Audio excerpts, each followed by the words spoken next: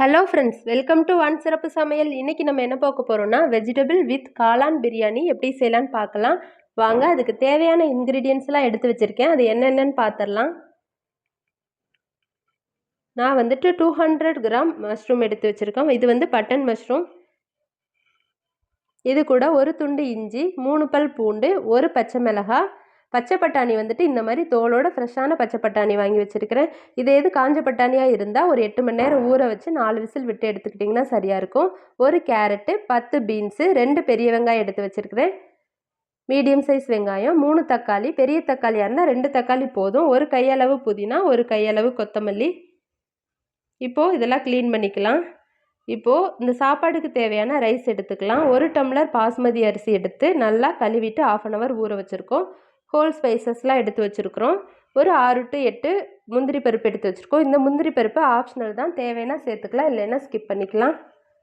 இப்போது இதுக்கு தேவையான மசாலாஸ்லாம்: 1/2 ஸ்பூன் மஞ்சள் தூள், 1 ஸ்பூன் மிளகாத்தூள், 1 ஸ்பூன் மல்லித்தூள், 1 ஸ்பூன் கரம் மசாலா, 1 ஸ்பூன் பிரியாணி மசாலா. இது எல்லாமே எடுத்து வச்சுக்கலாம். இதெல்லாம் வீட்டில் ரெடி பண்ண மசாலா. இதோட ரெசிபிலாம் அடுத்தடுத்த வீடியோவில் அப்லோட் பண்ணுறேன். இப்போது நம்ம வெஜிடபிள்ஸ்லாம் கட் பண்ணி எடுத்துகிட்டு வந்தாச்சு. வெங்காயம் இந்த மாதிரி நல்லா ஸ்லைஸாக கட் பண்ணிக்கிறோம். மஷ்ரூம் கொஞ்சம் பெருசாக கட் பண்ணிக்கலாம், அப்போது சாப்பிடும்போது ரொம்ப நல்லா டேஸ்ட்டாக இருக்கும். கேரட்டு, பீன்ஸு இந்த மாதிரி கட் பண்ணிக்கிறோம். இஞ்சி பூண்டை நல்லா தட்டி எடுத்துக்கிறோம். மல்லி, புதினா எல்லாமே க்ளீன் பண்ணி வச்சிட்டோம். இப்போது நம்ம பிரியாணி தாளிக்க ஆரம்பிச்சிடலாம். அதுக்கு அடுப்பில் குக்கர் வச்சுக்கலாம். குக்கர் வச்சுட்டு நல்லா சூடானதுக்கப்புறம் அதில் நெய், எண்ணெய் சேர்த்துக்கலாம். நான் எண்ணெய் கொஞ்சம் கம்மியாக சேர்த்துருக்கேன். எண்ணெய் அதிகமாக வேணும்னா நீங்கள் அதிகமாக சேர்த்துக்கலாம். இப்போது ஹோல் ஸ்பைசஸ்லாம் ஆட் பண்ணிக்கலாம். பட்டை, கிராம்பு, ஏலக்காய், ஸ்டார் அனீஸ், பிரியாணி இலை, மராட்டி மொக்கு, ஜாதிபத்திரி எல்லாமே சேர்த்துட்டு அது கூடவே எடுத்து வச்சுருந்த முந்திரி பருப்பு சேர்த்து நல்லா வறுத்துக்கலாம். இப்போது அதில் கட் பண்ணி வச்சுருக்கிற பெரிய வெங்காயத்தை சேர்த்துக்கலாம். சேர்த்துட்டு நல்லா இந்த அளவுக்கு மிக்ஸ் பண்ணிக்கலாம். பாருங்கள், பெரிய வெங்காயம் ஓரளவுக்கு வெந்து வந்துருச்சு.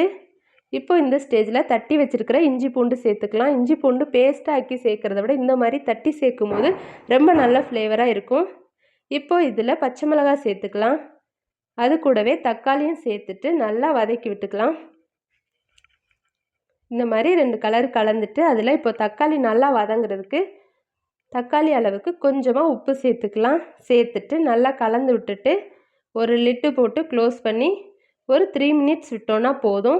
நல்லா சாஃப்டாக வெந்து வந்துடும் தக்காளி. பாருங்கள், நல்லா வெந்து வந்துருச்சு.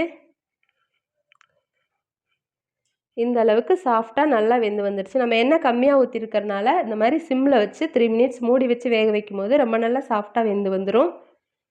இப்போது இதில் புதினா ஒரு கையளவு, கொத்தமல்லி இலை ஒரு கையளவு சேர்த்துக்கிறோம்.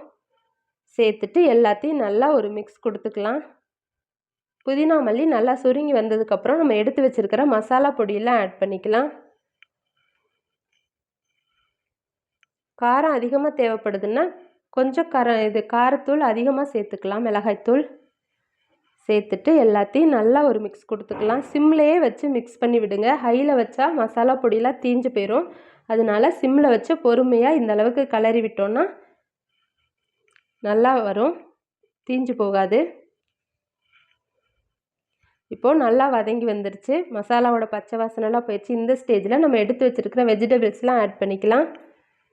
எல்லா வெஜிடபிள்ஸையும் ஒன்றாவே கம்ப்ளீட்டாக சேர்த்துடலாம். சேர்த்துட்டு நல்லா வதக்கி விடலாம். நல்லா ஒரு 3 minutes வதக்கும் போது அந்த மசாலாலாம் வெஜிடபிள்ஸ் கூட நல்லா பிளெண்ட் ஆகி இந்த அளவுக்கு வந்துடும். இப்போ பாருங்கள், நல்லா கலர்ஃபுல்லாக மசாலாலாம் வதங்கி வந்துருச்சு. இப்போ இந்த ஸ்டேஜில் 1 ஸ்பூன் தயிர் சேர்த்துக்கலாம். நல்லா புளிக்காத கெட்டியான தயிர் சேர்த்துக்கலாம். தயிர் பிடிக்கலைன்னா 1/2 ஸ்பூன் லெமன் ஜூஸ் சேர்த்துக்கலாம். இப்போது ரைஸுக்கு தேவையான தண்ணி சேர்த்துக்கலாம். நம்ம 1 டம்ளர் அரிசி எடுத்துருக்கோம், அதனால் 3/4 டம்ளர் தண்ணி, 3/4 டம்ளர் தேங்காய் பால் சேர்த்துக்கலாம். தேங்காய் பால் சேர்க்கும் போது டேஸ்ட்டு இன்னும் கூட நல்லா ரிச் டேஸ்ட்டு கிடைக்கும். இப்போ எல்லாத்தையும் நல்லா மிக்ஸ் பண்ணி விட்டுட்டு இப்போது இந்த ரைஸுக்கு தேவையான அளவு உப்பு சேர்த்துக்கலாம். ஆல்ரெடி நம்ம தக்காளியில் உப்பு சேர்த்துருக்கோம். இப்போ பார்த்துட்டு சேர்த்துக்கோங்க. சேர்த்துட்டு எல்லாத்தையும் நல்லா மிக்ஸ் பண்ணிவிட்டு ஒரு லிட்டு போட்டு க்ளோஸ் பண்ணி வச்சிடலாம். நல்லா கொதிச்சதுக்கப்புறம் ஓப்பன் பண்ணி பார்க்கலாம். பாருங்கள், நல்லா கொதிச்சு வந்திருக்கு. இப்போது இந்த ஸ்டேஜில் நம்ம க்ளீன் பண்ணி வாஷ் பண்ணி 1/2 hour ஊற வச்சுருந்த ரைஸை சேர்த்துக்கலாம்.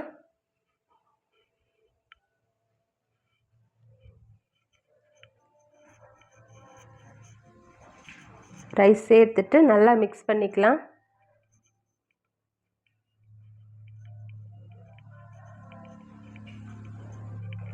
இந்த அளவுக்கு மிக்ஸ் பண்ணிவிட்டு இப்போது லிட்டு போட்டு க்ளோஸ் பண்ணி ஒரு விசில் ஹையில் ஒரு விசில் சிம்மில் விட்டுடலாம். விசில் வரலைன்னா 5 minutesல ஆஃப் பண்ணிடலாம்.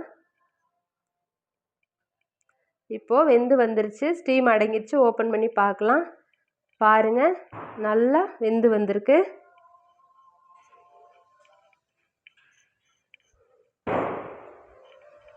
இப்போது பொறுமையாக கிளறி விடலாம். இந்த மாதிரி ஃப்ளாட்டான கரண்டி எடுத்துக்கோங்க. பொறுமையாக கிளறி விடலாம். வேகமாக கிளறணுன்னா ரைஸ் உடஞ்சி போகிறதுக்கு வாய்ப்பு இருக்குது. அதனால் பொறுமையாக இந்த மாதிரி கிளறி விடலாம். பாருங்கள், அடி பிடிக்கல, தண்ணி அளவாக வெந்து வந்திருக்கு. இந்த அளவில் தண்ணி வச்சு செஞ்சிங்கன்னா ரொம்ப கரெக்டான பக்குவத்தில் வரும். இப்போது நம்மளோட டேஸ்டியான vegetable with mushroom biryani ready ஆயிடுச்சு. இது கூட தயிர் பச்சடி வச்சுக்கலாம். அப்படி இல்லைன்னா ஏதாவது வறுவல் ரெசிபி மாதிரி கூட வச்சு சர்வ் பண்ணலாம். இது ரொம்ப நல்லா டேஸ்ட்டாக இருக்கும் இது கூட சாப்பிட்றதுக்கு. தேங்க்ஸ் ஃபார் வாட்சிங்.